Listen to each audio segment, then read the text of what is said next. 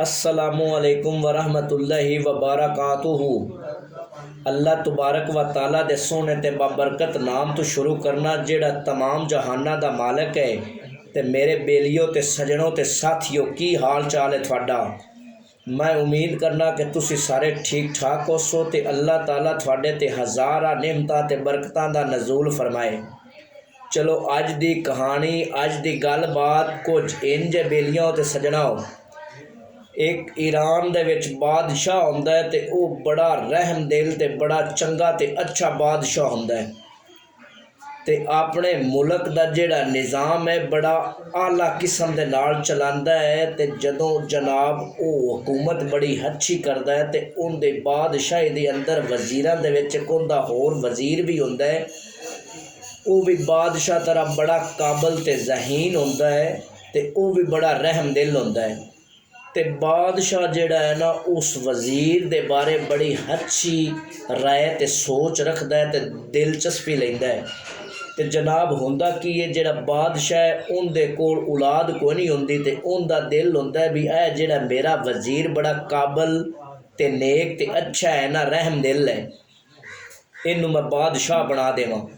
जदों बादशाह दे ਇਹ ख्यालात होंदे ने जनाब ते थोड़ियां जिहियां गल्लां बातां उहदे दरबार दे विच निकलदियां ने ते दरबारियां नूं पता चलदियां ने ते उहदे वज़ीरां नूं ते ओह जनाब काम की करदे ने। ओह जिहड़ी अवाम है जिहड़े लोग ने उन्हां नूं ओह जिहड़ा वज़ीर चंगा ते अच्छा हुंदा है उहदे बारे बुरियां बुरियां गल्लां करदे ने ते उस अवाम ते लोगां नूं उहदे मुखालफ बना दिंदे ने।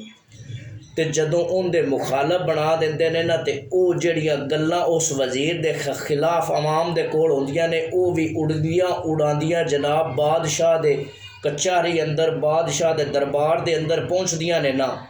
ते बादशाह बड़ा परेशान हुंदा है, बड़ा दुखी हुंदा है ते इनदे बारे दिन रात सोचदा है भी इस तरह नहीं होना चाहिदा।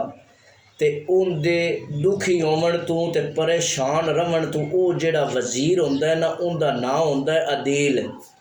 ओह जनाब एक दिन बादशाह दे कोल जांदा है ते बादशाह तो पुछदा है कि बादशाह सलामत तुसी बड़े परेशान हो ते बड़े दुखी हो, मैनू पता है किस वजह तो हो ते इनदा हल ये है कि तुसी अपने मुल्क दे अंदर ऐलान करवाओ कि बड़े काबल जिहड़े नौजवान ने वो आवन मेरे दरबार विच ते उन्हां तो कुछ सवालात कीते जासन। अगर वो जवाब ठीक देवन, जिहड़ा भी बंदा वो जवाब ठीक देवे, नौजवान जवाब ठीक देवे, उन्नू मुल्क दा बादशाह बना दिता जासी।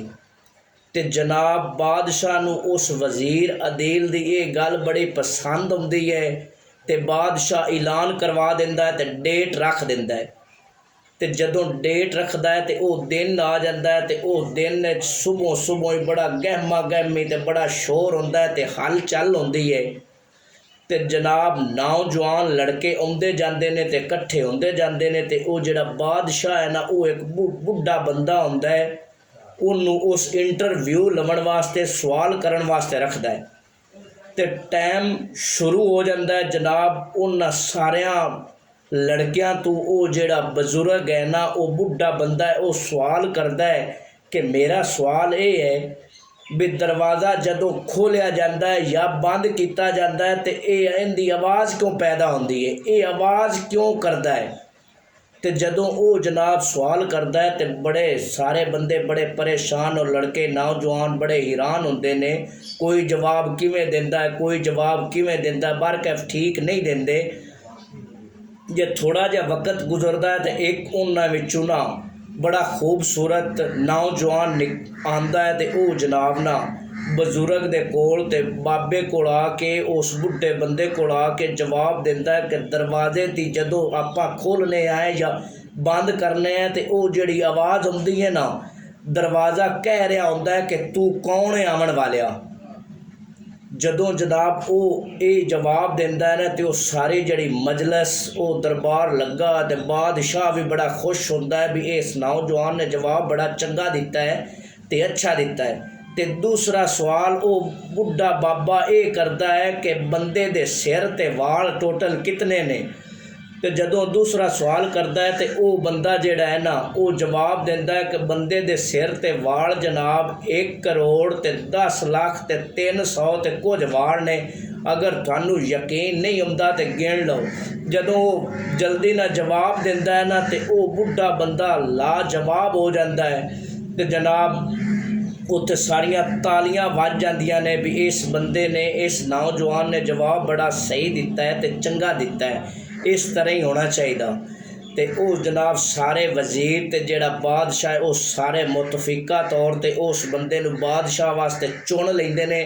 तो जदों चुनते हैं ना तो उनके तो नाम पुछते हैं तो वह जेड़ा नौजवान है अपना नाम जदों दसदा है ना तो सारी महफल दे विच सुनाटा छा जाता है।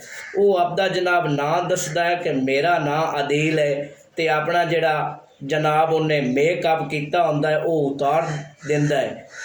तो इस वास्ते वो मुल्क का जनाब बादशाह उन्होंने मुकर्रर कर दिता जाता है। तो दोस्तों ते बेलियो ते सजनों, गल करन दा मकसद ये है कि सानू हसद नहीं करना चाहिए।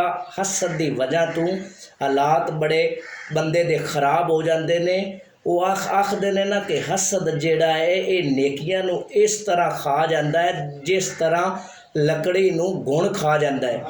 तो मेरे बेलियो तो सजनों, अल्लाह ताला सानू सारे मुसलमानां नू हसद तो बचावे ते अपने रहमो करम दे विच रखे। अल्लाह निगहबान।